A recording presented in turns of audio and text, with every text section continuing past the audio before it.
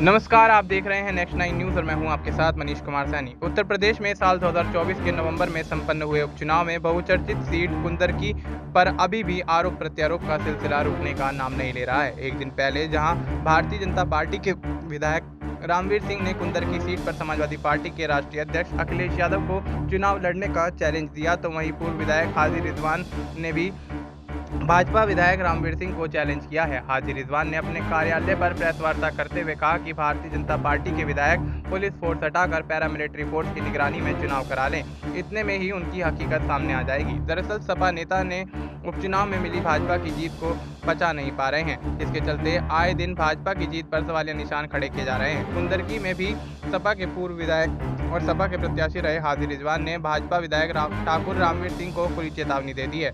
सपा प्रत्याशी हाजी मोहम्मद रिजवान ने कहा कि सपा मुखिया तो दूर की बात है, वो उनसे ही चुनाव लड़कर दिखा दें, दूध का दूध पानी का पानी हो जाएगा।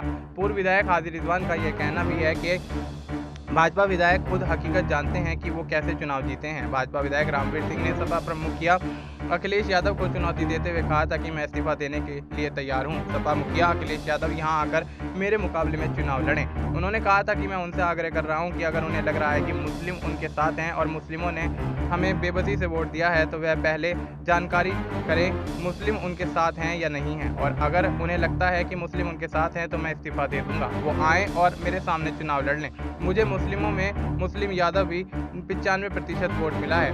उनकी एक विधायक की ससुराल का एक गांव मेरी विधानसभा में है, उनके गांव का रिजल्ट उनको भेज दो।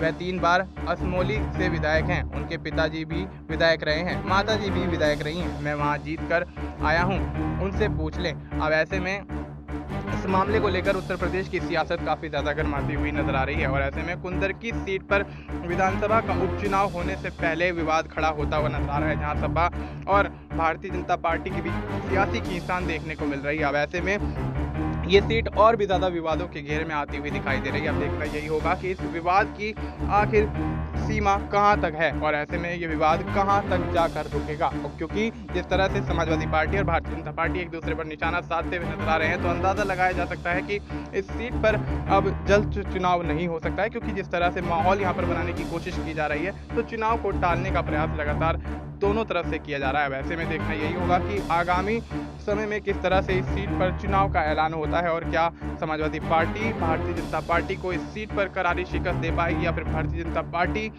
इस सीट से बड़ी जीत हासिल करती हुई नजर आएगी। फिलहाल आपको इस मुद्दे पर क्या कुछ लगता है, आप अपनी राय हमें कमेंट करके बता सकते हैं। बाकी देश और दुनिया से जुड़ी तमाम जानकारी के लिए आप देखते रहिए नेक्स्ट 9 न्यूज़।